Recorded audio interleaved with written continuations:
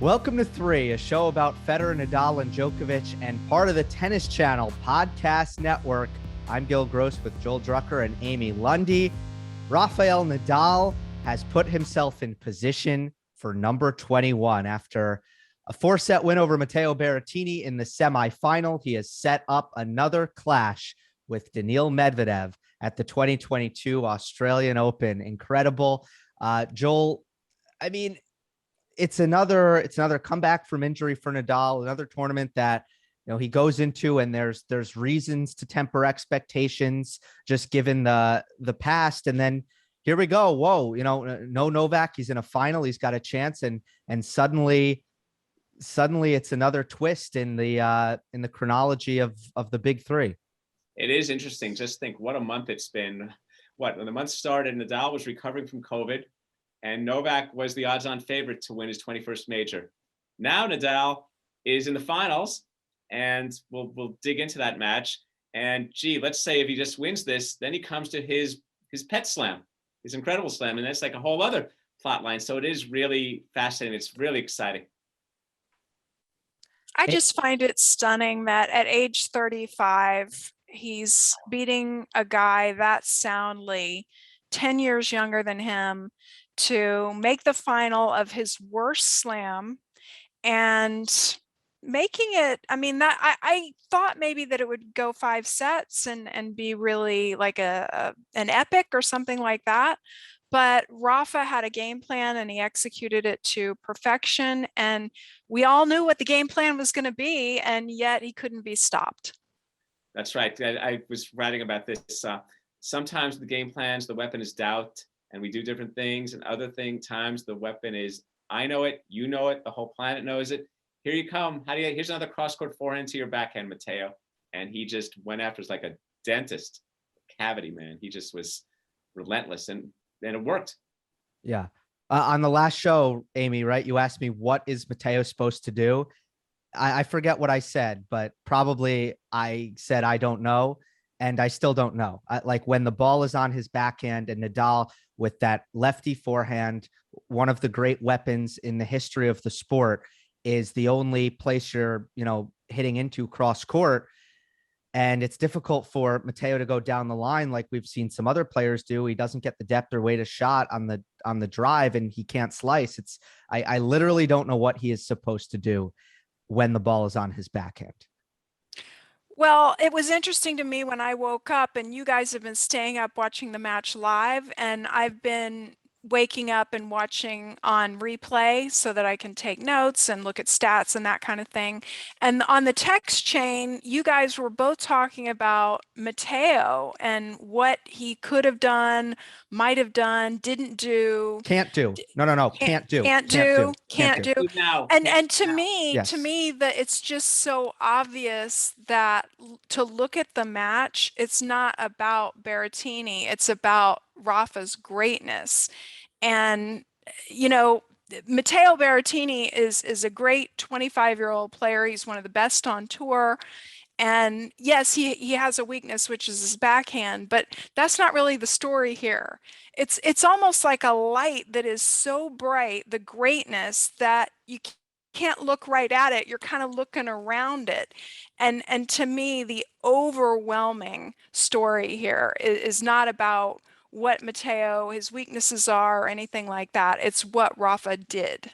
Oh, no question. I mean, history is often written by the winners, and he won the match, and he's in the final, and he's the great Nadal. I think what we were doing as we were pondering the Berrettini opportunity, where he's at, and the thing what I draw encouragement from, and he can draw encouragement from the big three of how they all improved their game. And so Berrettini has a training block opportunity that might take a while. I mean, it's not a 2-week fix. It's a couple of years long fix of, making that backhand something that can do more things for him, that can go cross-court, that can go down the line, that can return better. And of course, the other parallel thing, which you brought up to us, Amy, is, and then dimensionalize your game and get your 6'5" body to the net. Right. And he did that on several points and executed it so perfectly. And he would look at his box like, yes, see, I did it. But then he wouldn't do it again. And it's all about what a player's individual tolerance is for approaching the net. What is that player's definition of a short ball or an approachable ball? And right now, his definition is probably less aggressive than what it should be. So here's Berrettini with two upsides. And again, of course, we're going to talk about Rafa, of course, but I think with Berrettini, it's coming to net more and seeing it. I was talking once with someone who was a baseliner, and they're, oh, I guess I need to come to net, take more risk. I said, if you think it's a risk, you'll treat it like a risk, and then you won't do it. But what you need to do is see it as investment spending. And for example, my era, where I learned to play in the net rushing era, you get a quarter point like a tax credit, even if you lose the point, because you're accruing certain things. And so Berrettini, this is a mindset. This is maybe occasionally playing some doubles at some other events, just some ways to get comfortable. And he has plenty of tools. I'm very impressed by him. And we've been talking about him for a while, and we'll see how it continues to go for him. And then the backhand, that's two. And the great thing when you play these three at the semis, the very latest stages, well, final, you're seeing where your game's at. You got the MRI. Remember, we talked before the match, though, about how first serve return points and second serve return points are different, and how service points and return points are different. Yes. You know, Berrettini can hold serve with the best of them with his serve and his forehand. But when he's on return against a player like Nadal, who was executing incredibly well, his second serve, it was such a bounce back, averaging over 100 miles per hour, only double faulting twice. Forehand was on point, 5 backhand unforced errors in the entire match. It was such a solid shot. When Berrettini is on return, that's where he's going to have to, move well. He's going to have to hit backhands. He's going to have to hit returns.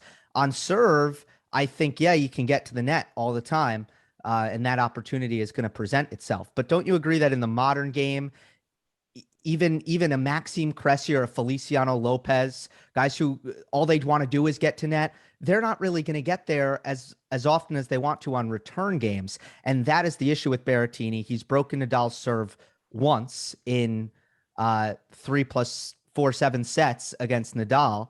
And it was, he's had break points in one total return game against Nadal because of what Rafa does with his serve, his forehand, the way Berrettini just, the movement and defense of Berrettini against the aggression of Nadal. That is as much a mismatch in this matchup as any. Well, just let's put the net rushing aside, because that's kind of a spectrum, how much you come in. You can come in all the time like Cressy, or you can come in a little bit more like Federer, or you can come in not at all. So, but let's put the net rushing aside, and let's go back to something you said about first serve and second serve. So looking at the stats, I mean, so much was even in this match. Berrettini actually had the advantage in aces, 14-5. Both had 2 double faults. First serve in, Matteo 67, Nadal 69, very even. And those are perfectly acceptable percentages. First serve points won, Berrettini 74%, Nadal 73%. It's dead even.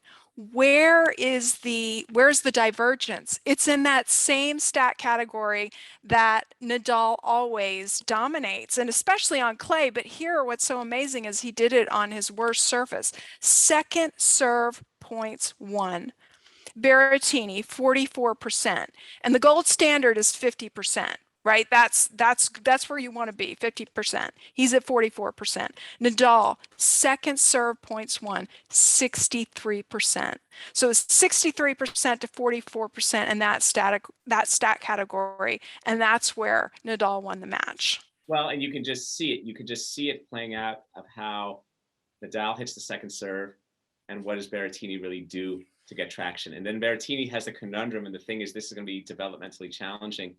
Okay, against many other players, learn to drive the backhand, learn to drive, probably middle, cross court, to kind of like, oh wait, that's Rafa's forehand. And then so you almost got to go through it's like one of those 2-tier passwords on a website. You have to do 2 things to first, Berrettini's got to learn to hit kind of the drive, the garden variety cross court backhand return from the ad court to beat 90% of the tour, which is the righties. Now he's going to play Rafa. Oh, now I got to learn this one too. And you're right. And you see instantly how Nadal is so good at taking charge of the points. Then Berrettini's own second serve and Nadal's ability to kind of like pin him. And of course, that does also come back to Berrettini's backhand challenge, right? And Rafa's being able to find that. And yeah, that's a great revealing stat. And it was very vivid, those first two sets. I mean, Berrettini was completely outplayed those first two sets. He was getting no traction. He was doing nothing to really hurt Nadal or question Nadal. And Nadal could even ride off the occasional forehand winner. But so a masterful effort to swing to Nadal. Just, he's so good at understanding his game. And Berrettini presents him with the good math for it too. Can I just want to continue on the second serve thing and weigh in on it. Yeah. This is about winning rallies. These first serve points aren't rallies. They're boom, boom, service winner, ace, +1. Berrettini, as good as anyone at that game. Nadal's amazing at that game too. And that's why you see there's no advantage in first serve. Right. But who's winning rallies? And, it's just the elite players. Djokovic all 3 times winning in second serves. Zverev in Madrid, another big match, Masters 1000 final for Berrettini. Zverev, a great baseliner. Second serve points in that one, 48% Berrettini, 76% Zverev. That is, I think, the difference right now between the tier 1, which I think is occupied by Nadal and Djokovic and Medvedev and Zverev and Tsitsipas, unless the surface is lightning. That's the tier 1, I think, right now in men's tennis. And then there's the tier 2. And Berrettini, I think, is in the tier 2. I think the major difference is that he's just not winning rallies. Well, and interestingly, Gill, I mean, we talk so much about 0 to 4 going into this thing. Matteo actually had Nadal in 0 to 4, although it was pretty close. But of course, Rafa had Matteo in 5 through 8 and 9+. So I do think the match was played, and this was not obvious to the naked eye, but I do think that the match was really played and won inside those second serve points. And so there would be 2 categories, right? There would be Nadal's second serve when he was serving, and Nadal when he was receiving Matteo's second serves. And so I really wanted to know, like, what was Rafa doing when he was serving on his second serve? And he had his primary pattern and he had his off pattern. And his primary pattern was to serve it from the deuce court. The vast majority of his second serves were put to up the tee. And interestingly, in the ad court, the vast majority of his second serves were put to Matteo's body, but with a lefty, that's going to tail out anyway. So it really is to the backhand, but it's with more margin if you're serving right to the body. So again, it was like Rafa wrote in his book about Roger, to the backhand, to the backhand, to the backhand, always to the backhand.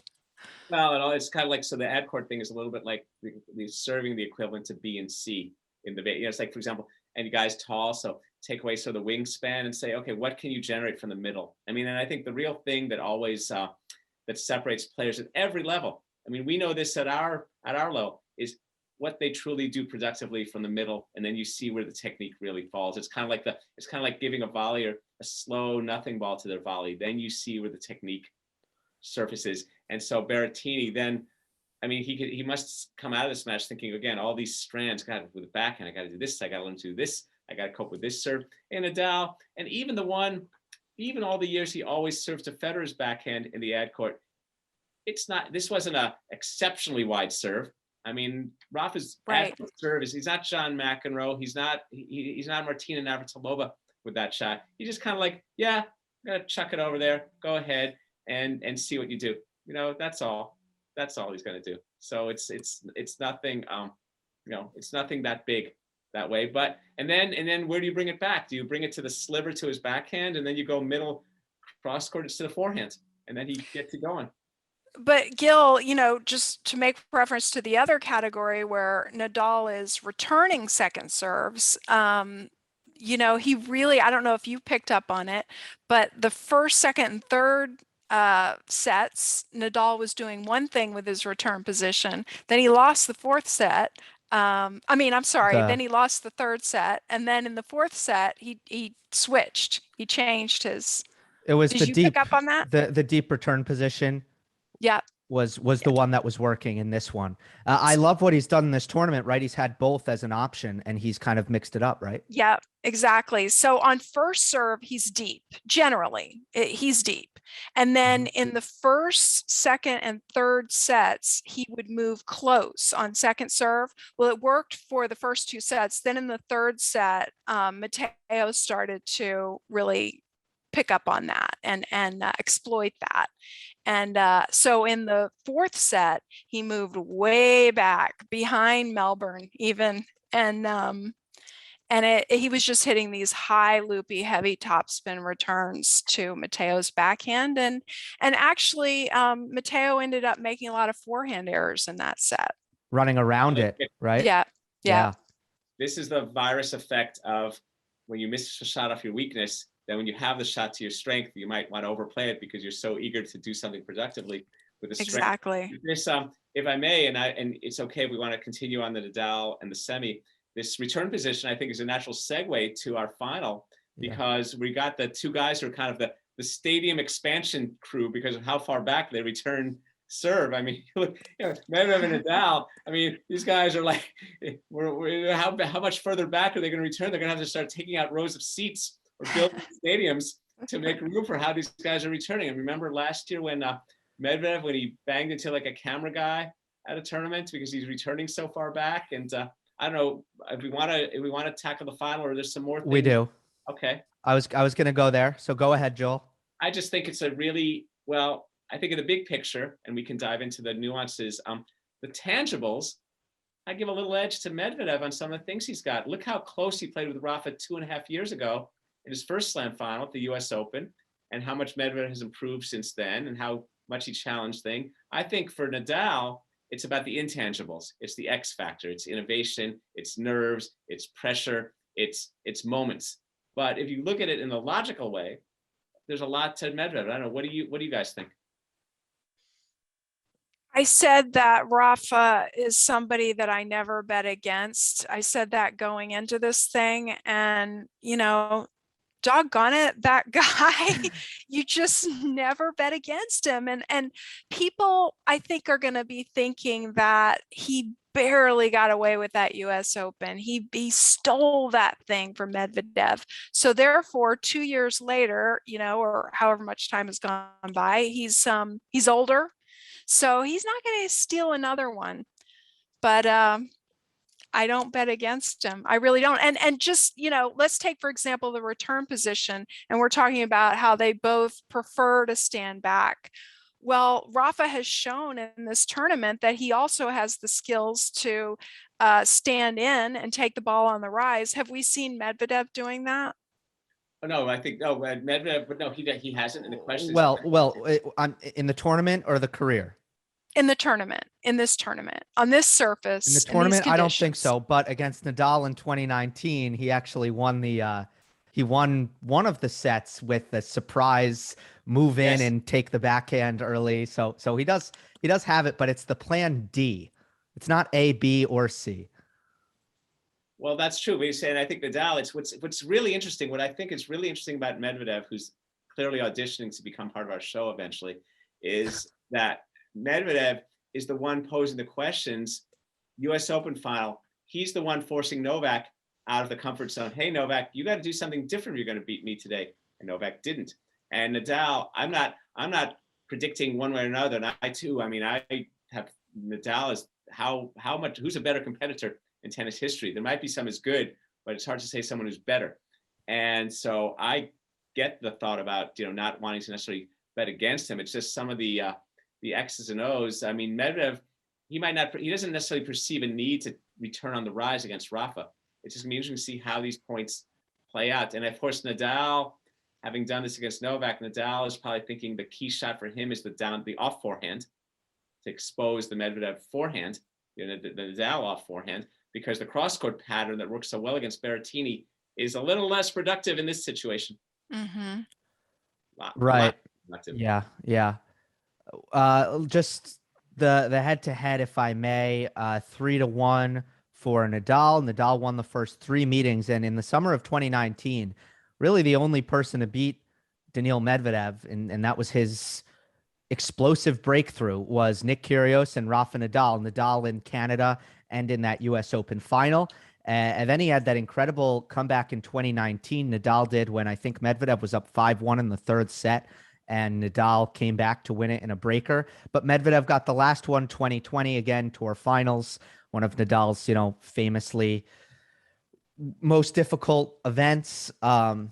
So that's kind of the context of the matchup. Joel, any thoughts? Well, I think that was in London. I think Medvedev came from a set down and won the second in a tiebreak, and then the third. And yeah, that's the Nadal, the London langers sometimes. That's tough for Rafa there. And Medvedev has improved. I don't know. It's almost one of those things like, yeah, these are these past results. That's all well and good, and that's nice. And we have a history, and we know each other. But now we're in yet another major final, long after we played that other one. And I don't know. It's nice to see Nadal healthy. I'm very happy to see him arrive healthy in a Slam final. Medvedev played so well in these matches. I'm really intrigued because they're each in kind of this neat, rich period of quality tennis. Yeah, it's great to see Nadal healthy. I think the one thing that I will be thinking about as far as past results are concerned is the way that 2019 US Open went tactically was so interesting, in the sense that both players were basically resigned to, if I stay back, I'm going to lose. I mean, almost every point was won at the net in that 2019 final from the third set on. It was an unbelievable percentage of points. They couldn't hit through each other. It was, I mean, Joel, it was the 70s again. I mean, it was amazing. There was a lot of net rushing, and I think what happened with Medvedev, even though Rafa had played him before, now they're in a slam. It's almost like when you start to play someone in a slam match. Not that I have, but when they play each other in a slam match, it's like, wow, who is this guy? Who is this guy? I beat, over 5 sets. I mean, there's a whole other knowledge base that they get. And I hope we see a lot of that in this final. I hope we see some of that. And I think there's probably been a lot of study. I suspect Moya and team have really kind of tried to infuse Rafa with some pattern knowledge, with some serving knowledge. There's a lot of, Medvedev, boy, he asked a lot of questions. His game asked a lot of complications to figure out how to break him down. I think that US Open surface is such a slower surface that even though these are both hard courts, I just wonder if the match is going to play out the same way. Our guest a couple shows ago was talking about like the grains of sand, and that the triangular shaped grains of sand that have been put into the US Open surface. But Rafa has just surprised the heck out of me by playing this well on this fast surface this late in his career. I think, first of all, I think the first point is correct, that the reason they went to net, to me, at the US Open was it was cold, it was night, the court is slow, they're so fast. They were like, I can't hit a winner from back here. Like, it's just not happening. I have to come forward to finish. And I would have trouble. I can't see that happening on this court, where everyone is basically, the top men are holding at over 90%. And it's been very speedy. It hasn't been a story, thankfully, because we don't need to talk about it every year, but it's been very fast. And, the US Open, now it's looking more like Australia starting last year, when the US Open was so slow, and that's what Craig was talking about. But last year it was really fast, which is interesting. I kind of think, I don't know that we need to get into this, but I kind of think that as Nadal ages, he starts to like these faster courts more and more. Well, slow hard courts are very hard on the body. I mean, at least the slow clay courts are a little easier on the body, but slow hard courts take a lot of toll. And it's like, where's the traction? Where's he getting the yield? And what's the bounce? And all that kind of stuff. But this match, I think it's kind of a head scratcher for lots of people to look at the X's and O's and what's the serve. And Medvedev is he can serve really well, but how does that work against Rafa, who's a great returner in his way, in the way he gets balls in play and gets the point going. And again, I think there's this X factor of nerves and edginess. But Medvedev now in his fourth Slam final, it's a really fascinating matchup. I mean, it's really interesting to dissect. Hard. I just, just spinning it forward a little bit as we look bigger picture. If you're Novak Djokovic right now and you're aware of what's going on, what are you thinking about the rest of the season? Right now, as far as Australia is concerned, it is what it is. Right. The worst that he needs can to let happen go. is the worst that can happen is that they're all still tied at 20. For who? You Yeah, know, and for Nadal, that's like the worst that can happen. The best that can happen is one guy has pulled ahead. I think Novak is confident that he is going to outlast. Time is on his side. Yeah. That's right. I think if, okay, to do the armchair psychology, not that I've ever did, well, I think a guy like Novak is think, you know what, I've got a tournament in Dubai shortly. The year's long. My career is long. We're going to deal with this. I don't think he's pondering these kind of, I mean, he may a little bit and wonder about that, but I think he's just kind of like, it's the same, it's the tennis player mindset. I just got to deal with my side of the net and move forward and play my next events and deal with my diplomatic. I mean, he's got a diplomatic challenge that's bigger than any opponent. There's all these countries and all these protocols, and how's that going to go? That's his quest. I want to make one more point on the final. I guess my X factor is physical. Medvedev, he keeps the ball deep. He doesn't miss very much. He's so good at changing down the line and just, moving you. Now he's not a great finisher off the ground. So with every strength, there's a weakness, but he makes it very, very physical. I feel like the one thing that I haven't seen from Nadal is like a full match where there's just no energy dip, where he never looks tired. That being, since I guess just the last two, right, with Shapovalov and the heat stroke. But then, that's literally, I think, the only criticism you could possibly have from his performance against Berrettini is that the energy levels did drop at one point. And I guess my big question for Nadal, I'm not making a declaration by any means that he can't do this physically, but my big question is, can he? Well, that's a great question. And it's interesting when as you were saying that, I was thinking about the Medvedev view, and the Medvedev view is, hey, I'm younger than this guy. I can keep the ball in play. I'm going to outlast Rafael Nadal. So again, Nadal's got to be the point ender. Nadal's got to be the guy to figure out, how am I going to end points against this guy? How am I getting him to miss? How am I going to get in a position to hit my shot? And that's such an interesting shift. That's kind of a tribute to how great the big three have been, that they've raised the bar and created these playing styles. I mean, look at this Medvedev, this 6'6" guy who moves really well and serves well and is kind of a new kind of player. And I think that's possibly a trap that people fall into when they play the big three, particularly Nadal and Djokovic. I'm younger, I got the legs, I got the lungs, I'm going to outlast this guy. And then you find yourself in a fourth or fifth set and you're on empty and they're still going. Well, I agree. But right. And that's been true for many, obviously, over the years. And I'm not saying Medvedev is just going to become like Bjorn Borg and just, not miss, but still, he's something a little different. And he proved it against Novak at the US Open. And he pushed Nadal severely. I'm not saying he's going to win. I'm not making a pick on either, but I think it's really fascinating to see how the points are going to be played and to see what Medvedev comes out doing. There's going to be at least 2 or 3 twists of tactics and return positions and coming to net, all of that.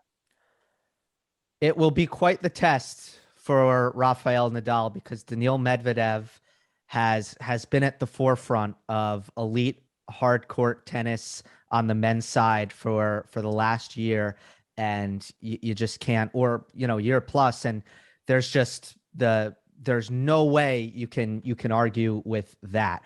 So big test for Nadal, 21 on the line on Sunday in Melbourne, going for his second Australian Open title, trying to also reverse this bad fortune that he's had in the finals. Won it in 2009. Since then, he's been in the final 4 times. He has lost all 4 of those finals. and now he has another chance to win the title in Australia. We will, of course, be recording another episode after the match to give you all of our thoughts. Thank you so much for following our coverage throughout the Aussie so far. And that'll do it for this episode of 3. Remember, we're available on all podcast platforms. We appreciate it if you leave a rating and a review on Apple and Spotify. And if you're watching on YouTube, like, comment, and subscribe. We will see you next time on the next episode of 3.